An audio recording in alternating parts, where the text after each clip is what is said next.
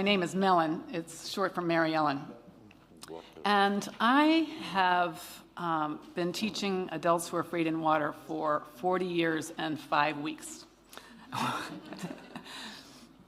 And what I've found in this time is that there are two main pedagogies of teaching swimming.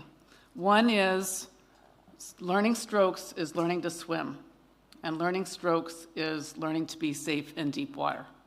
And the other is learning to be comfortable in deep water is learning to swim.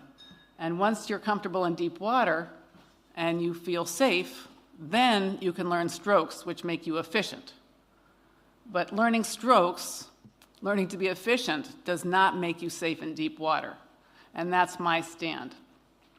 For the first 20 years or so of my career, I used to dream of being asked to go on to Oprah. And she would always, in my visualization, ask me for the research that backed up what I was saying. And I knew I had no documented research, but I saw every day, every week, every year, for all these years, what I'm going to tell you today. And I realized I would have said to her, I don't have documented research, but I have a ton of evidence. And this, as I spoke with Angela last night, came to the point of, okay, someone else has got to do this research. I'm not going to do it. I've already done it. Now someone else's role is to put it on paper.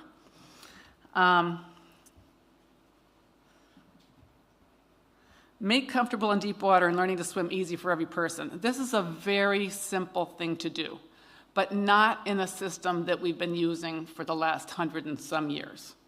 Okay, if we take adults who are afraid in water, and in the United States, half of the adults are afraid in water, approximately. That was from a 1998 poll. I believe that more current research has shown that more than half are afraid in water. If they're afraid in water, they can't swim. They're dangerous in deep water. Okay, you never know if they're going to panic, and panic is the thing that's most dangerous for people who are in the water. So how do we get people to learn to swim in an easy way? We give them what they want. In the US, 80% of the drownings are by adults.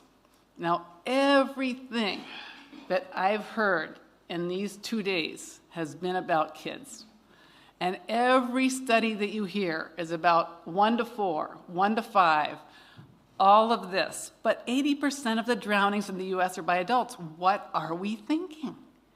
If we are into drowning prevention, we need to put our resources into the adults. At least 80% of the resources. Why aren't we? Well, because we don't know what to do with adults. We might have to face our own fear if we start talking about adults.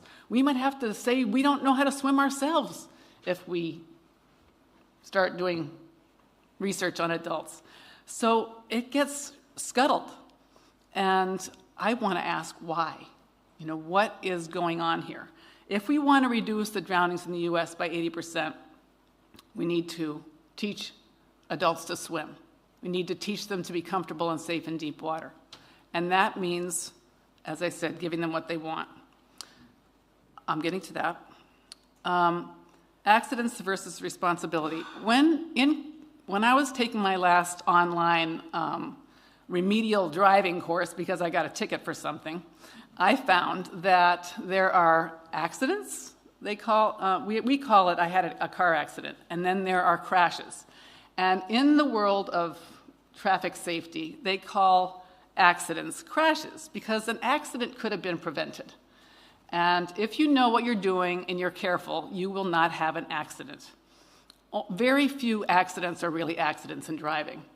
And the rest is they could have been prevented. Now, we all know in our space, drowning prevention space, that drowning is mostly preventable, almost all preventable. Are drowning accidents? No, mostly not. They are a lack of information. On the occasion of these 80% of adults who drown, 80% of the drownings that are adults, mostly are preventable. and as well as kids who have been in swimming lessons, but they don't know enough yet to be able to take care of themselves in water.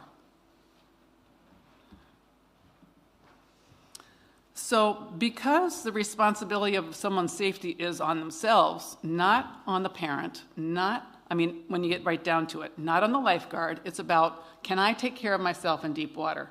I don't call drowning victims victims. They're not victims. I call them drownees. Okay? They drowned because there was something they didn't know. Now, is there fault? No. We're not talking about fault. We're talking about, I have to be responsible for my safety. And each adult has to be. And that means I have to take care of my own learning. If you're telling me what to do in the pool, I have to have a voice in whether I'm ready to do it or not. Because if I'm not, I am not going to learn. And the pedagogy that says learning strokes is learning to swim says you learn these techniques with your arms and do this with your feet and push and glide off the wall.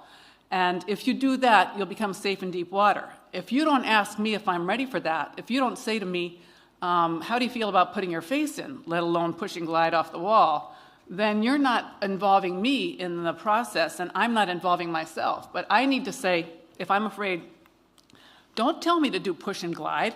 I am afraid to put my face in. I know I'll suck up water in my nose if I put my face in. Or if I let go of the wall, I'm going to panic because my feet aren't on the bottom. Each person's got to be responsible for saying, this is my part.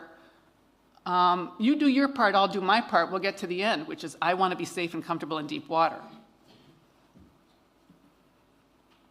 Jeanette was one of our students who told us that when she took swimming lessons as a kid, she was so afraid to let go of the wall that she didn't. And her teacher came along and stood on her fingers with his shoes on, her teacher on the deck, to make her let go.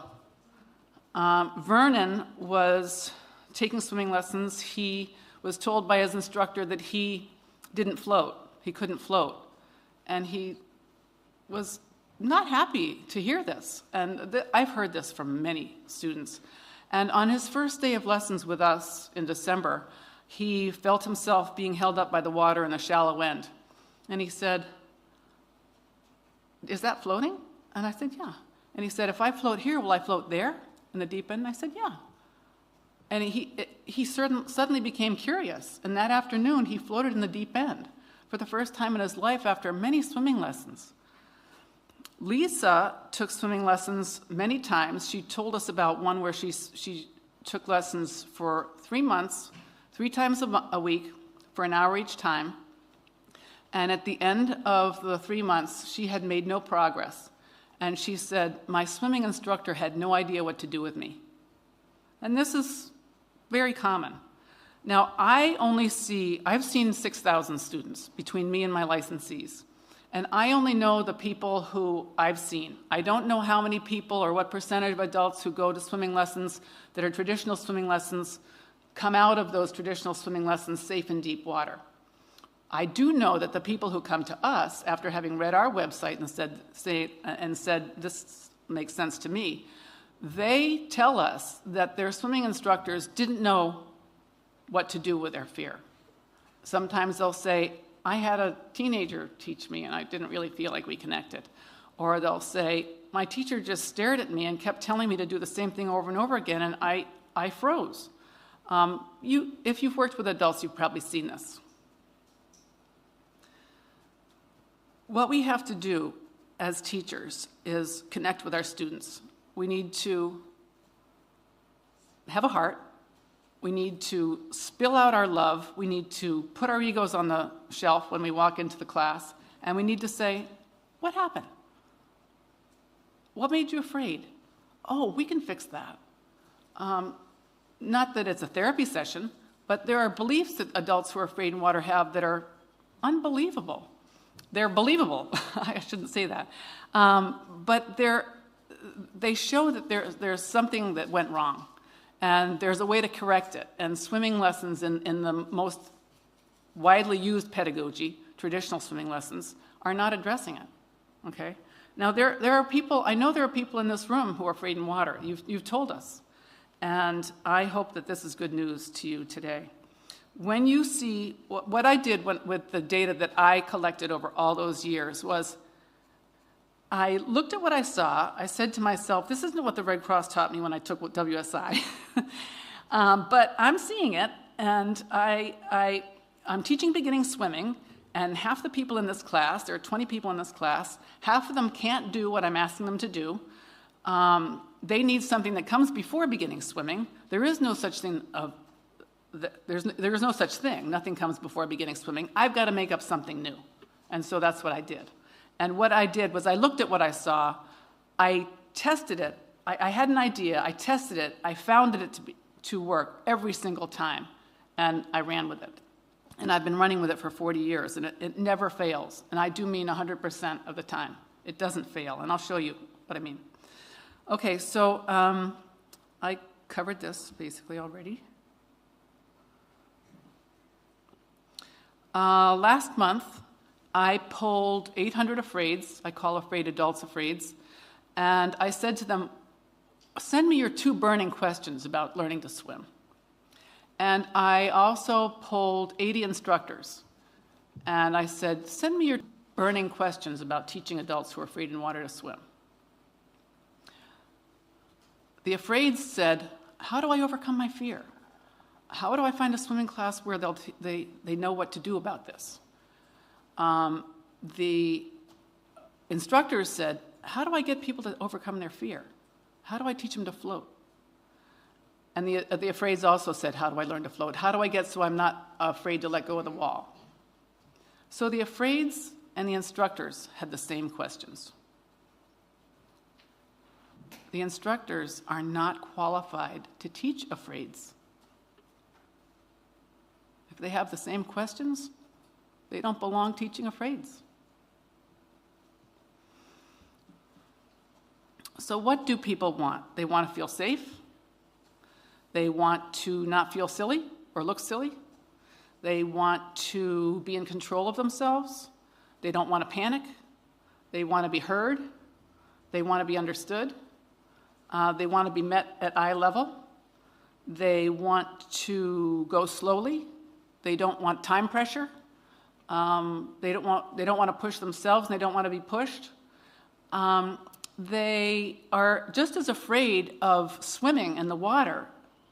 I mean, they're as afraid of their teacher as they are of the water in many cases. And so an afraid wants to know that a teacher can see them and can say, yeah, I have that covered. And when we start a class and we spend the first hour on land, all of our classes are 1 hour on land, 2 hours in the water.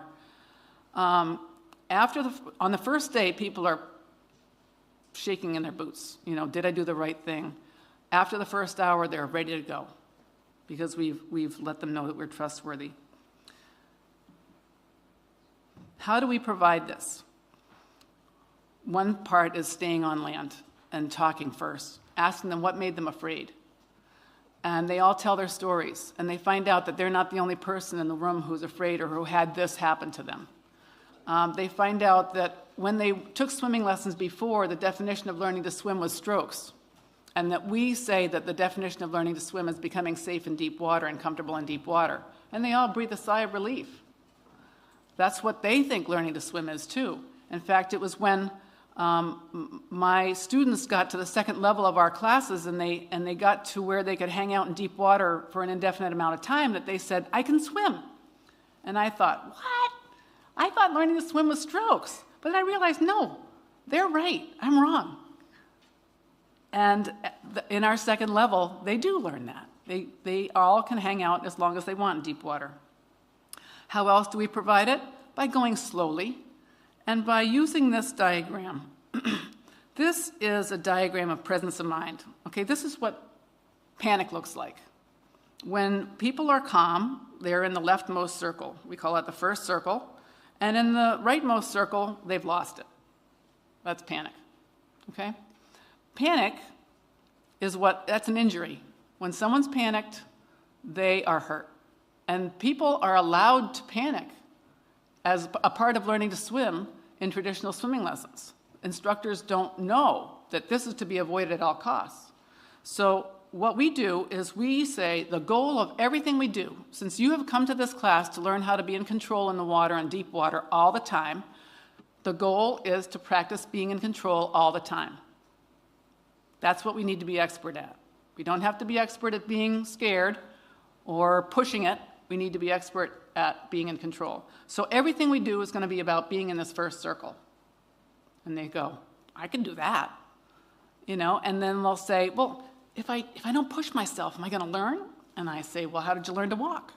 You didn't push yourself then. You didn't compare yourself to the neighbor baby. You didn't say, I did more yesterday than I did today. You just let yourself be yourself, and you ask all your questions, and you let yourself play. This never, ever fails. So we make the first circle the goal. And when everyone agrees on that on the first day, we are in a whole new place. People are saying, there's hope for me. It's not about strokes. We also say there's no timetable.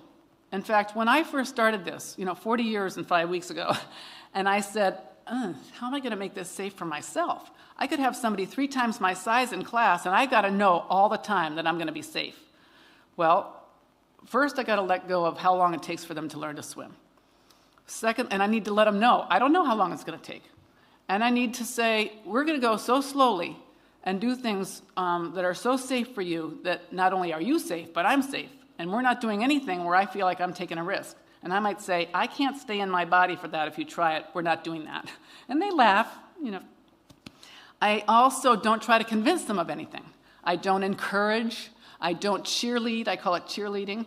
I don't want to have any influence on what's going on over there. I want them to be in their body, having all of what they do come from their internal information. Like, I want to try this. Not tempted by my encouragement, but how do I feel about this? Oh, I want to try this. If I don't try it, I'm going to be disappointed. So we don't try to convince them of anything. We don't try to convince them that the deep water holds them up. We say, you want to try it? I'll be there. I'll put my arm under your armpit, or I'll put you on a tether. You cannot sink, only if it sounds like fun. And that's one of our mottos. We only do things if they sound like fun. And we made sure that people felt like they could be themselves. They didn't have to pretend that they were learning with us. I've heard some of my students say that in their classes they have felt badly for the teacher, so they pretended that they were enjoying themselves or learning something when they weren't. We want people to be completely themselves, because that's what being in the first circle is. So what we're talking about here is, over the years I've thought, well, what are my students hearing before they come? And it's learning strokes is learning to swim. Learning strokes makes people safe in deep water. Learning strokes makes you comfortable in deep water. If something's comfortable, if it's uncomfortable, just keep practicing the discomfort and it'll become comfortable. Well, these things are not true for people who are afraid in water. So if half of the adults in the United States are afraid in water and they want to learn to swim, we need to not use the traditional pedagogy for them. We need to use another one. We need to use one that gives them a chance, because they don't have a chance. And Connie, when you mentioned the 252 people who signed up for swimming lessons, I go, oh no, because I know that most of them are afraid. And, if you go through and you give them our beliefs list of all the things that people check off and they go, oh my God, I checked off everything on that list, they'll say, how am I going to overcome these things when I'm trying to learn to do this in class? That isn't going to get me there. They know this, but do the instructors know? Usually not. Okay. So the way to be successful, to make every single person, now if they have a learning disability, I don't know. I haven't worked with people with learning disabilities. But the people that I've worked with over the years, the 6,000, this is what has worked. And it never fails. Understanding how the water works, that's what people want to know. It's not how do I float, it's do I float. Teach them that they float, not how to float. Get their stories. Keep them in the first circle all the time. Give them games to learn. Acknowledge their breakthroughs. Ask them how they feel all the time. Always check in. Each student, if I have 8 students in class, I check in with all of them at the end and see how they did, what they thought about their class. Take the timetable away and leave your ego at the door. I learned that the hard way a couple times. I'm going to show them how much I know. Let's see if you can jump in today. Wrong. Blew that one up. But also, there's a trust that builds that just can't be replaced. And when they have this trust, because you've taken time to listen, you've got them. And you have to keep proving yourself. You have to keep making sure they know that you're trustworthy. You have to be honest. If you're not honest, the trust will be blown, and they'll pick it up just like that. Also, if your ego comes into it, they're going to pick it up just like that, and your trust gets blown. So when you make a mistake, you got to tell them. I've done this so many times. I'm totally convinced that I have to be honest, and that's what works. This is what learning looks like. It's the opposite of losing it. Going from calm to panic is the circles going up. Learning looks like this. Does that look like learning to you? What do you think? Does it look like learning? Yeah. And did the other one look like panic? The opposite way? This is what's possible. When you start at the beginning, this man, do I have time to show a 3-minute video? Yeah? Okay.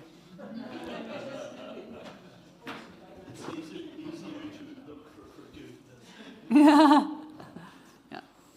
This man came in December, came from South America. People have come from 50 states and 17 countries. Why did they come to us for a week and drop all that money to do this? Because they can't find what they want at home. They wouldn't do it otherwise. He came, he was afraid to put his face in the water. He knew he would get water in his nose, and he would, until we talked about the 5 circles. So this is on the second day. This is on the first afternoon, after he had asked me if he would float in deep water. He's attached to the wall with a tether here. That just speeds up learning, but it's not part of the system.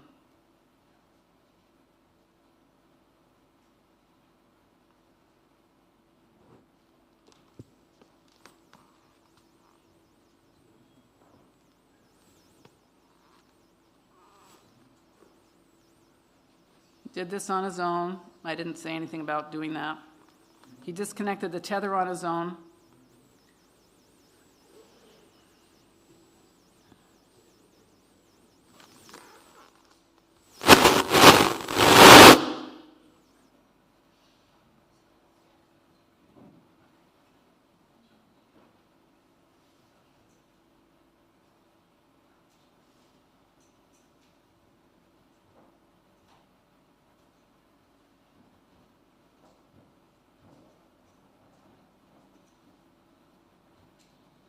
This is in shallow. We say learning to swim is learning to do stuff. Get things off the bottom, how to get down there.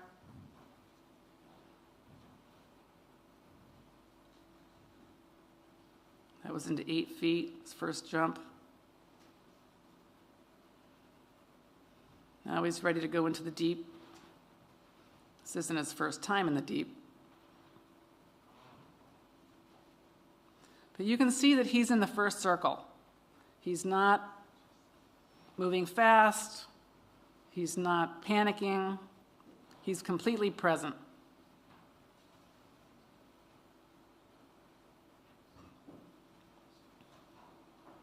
And learning to swim is about being still. If you can't be still in deep water, completely still inside, you can't swim.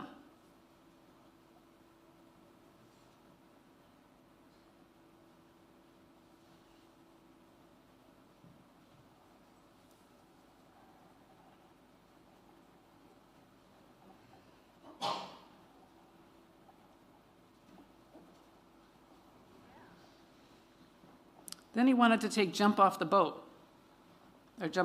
class, which is part of a series of 5 to bring people to pool and open water competency. And even though the water was ridiculously cold, there was no stopping him.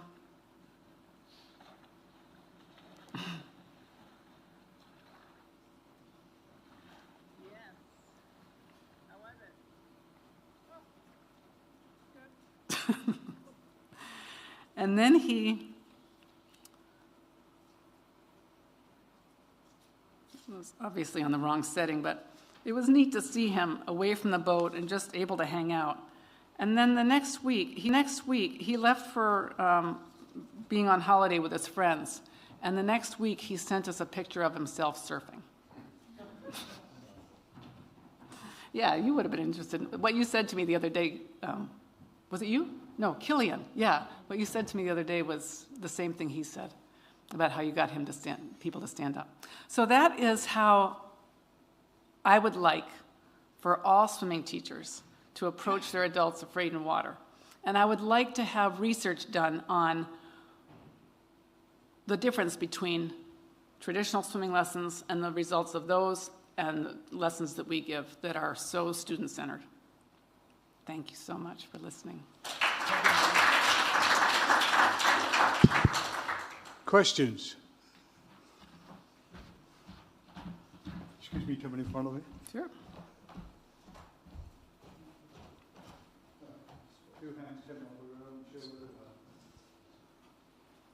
Yeah, thank you very much. Brilliant. Really informative again. So I have a question for you. I was going to ask about the ocean and the sea, and that the last bit of the video answered that for me. But one of the biggest barriers that I hear from friends and other people in terms of the ocean and the sea, and obviously I'm Coast Guard, so that's kind of my main interest, is wildlife. So I have friends who not necessarily afraid of the water, but are afraid of crabs, jellyfish, sharks, and we're in Ireland, we don't have that much wildlife. How do you get people like him? Did he have a barrier to going in the ocean after he was comfortable in the water due to wildlife, or have you explored that psychologically? Oh, yeah. Oh, yeah.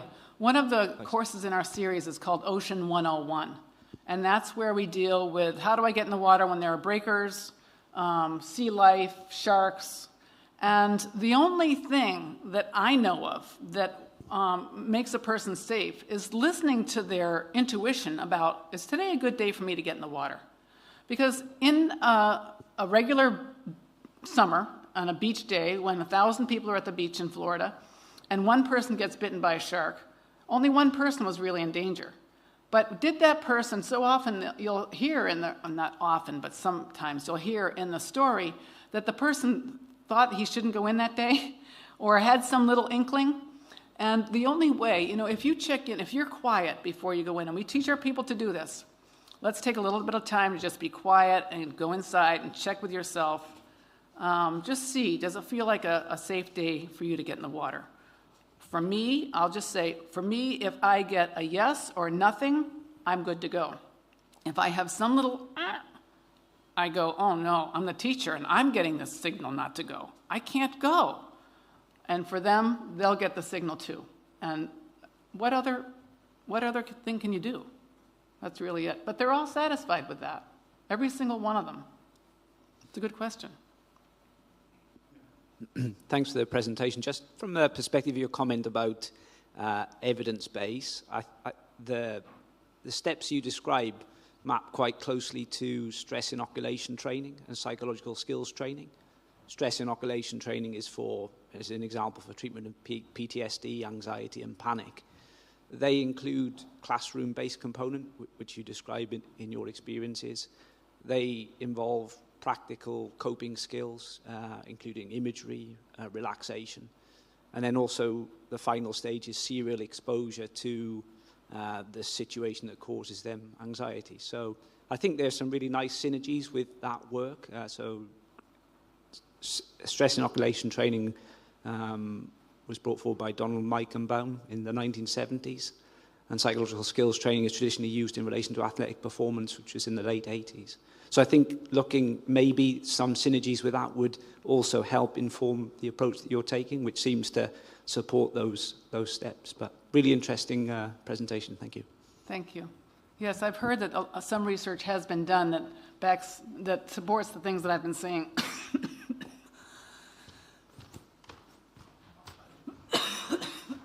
I'm getting there as quick as I can.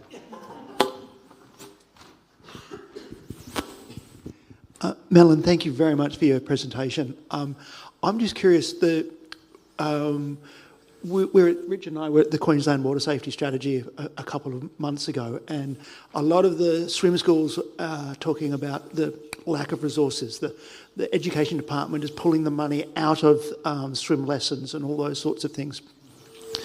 Just as a resource question, what's your sort of teacher to student ratio, and what's your time frame to getting, given you don't want to push people,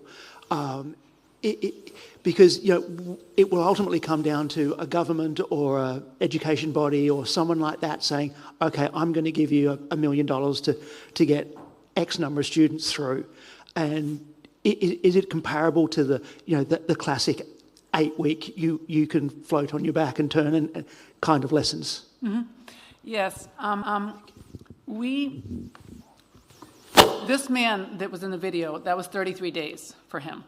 And typically it's 2 or 3 weeks from terror to I can be free in deep water all day. I can just hang out here all day.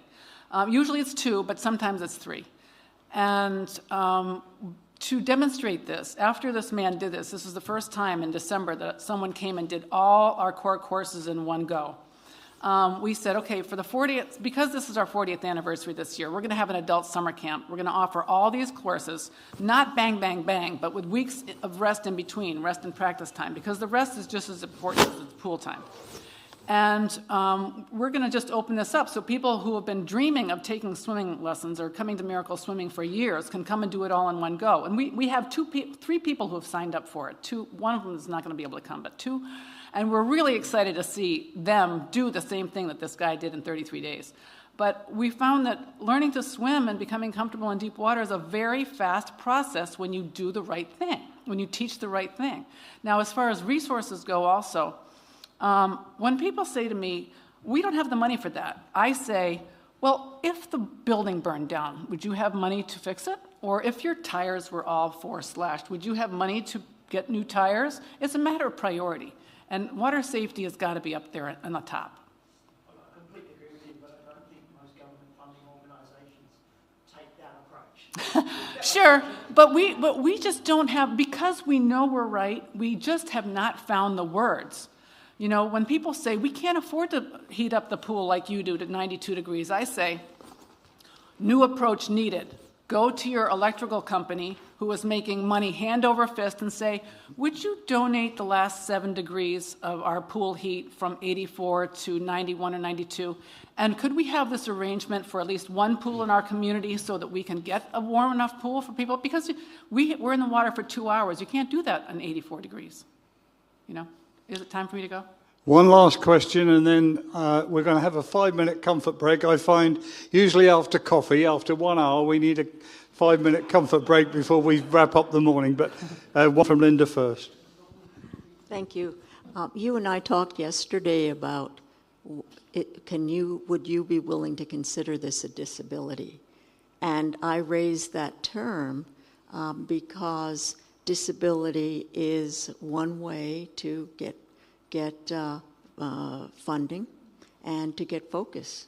And I think you really pointed out, and we know that that fear is a strong underlying issue that affects other communities who are high risk, and so we all know that. So I'm a perfect example of the fear of swimming, having been raised in an Asian family and Chinese, and turns out the Vietnamese who we studied in Seattle are pretty much terrified of the water. And so my mother compensated, as Connie said, by sending me to private lessons for swimming. And I don't think my sisters went, so I'm the only one who swims in my family. And my sisters won't go near the water. And I then married into a waterphilic family, and so spent the rest of my life next to rivers and in kayaks and snorkeling. So it's still something that bothers me. So I really am interested in this because, I will swim half a mile in the pool for exercise during residency. We had aqua rounds. And then I think I've overcome a lot of it by snorkeling in totally benign waters in the Sea of Cortez. But what I won't do is I won't swim in the open water in the lake I live on. Open water what? The open water, the lake I live on. Mm. So I'm still disabled because the rest of my family will go out willy-nilly. Yeah. So I think I'd like to see this identified as a specific group of people who need special help, just as if I were putting my child in swim lessons who's autistic, and there's a big movement in the United States about water safety for autistic children because of their higher drowning rates, and other people with disabilities. And so we've actually addressed that in the U.S. Water Safety National Action Plan. And I would like to see this included as a disability. I wouldn't mind. I don't know if the students would mind. They also, Connie was talking about barriers, shame. Call myself disabled. Don't tell anybody else. So, but if it brings money, funding for what we need, it's okay with me. We'd have to explain it to the students, Thank you, Melon. Thank you very much indeed. We'll have a... Thank you.